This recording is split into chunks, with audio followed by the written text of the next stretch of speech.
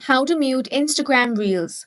In this video, I will show you how to mute Instagram Reels. The first thing you want to do is open up Instagram app on your device. Make sure you're using the latest version of the app. To check, you can simply open up Play Store or App Store.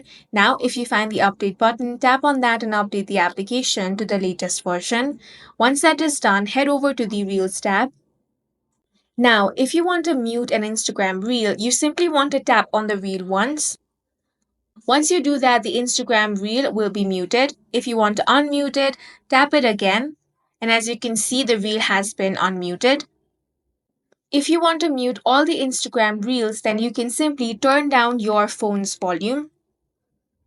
If you have silent mode on your phone, you can simply turn that on as well. And that's it for this video. If you found it useful, make sure to hit the like button and subscribe for more videos like this.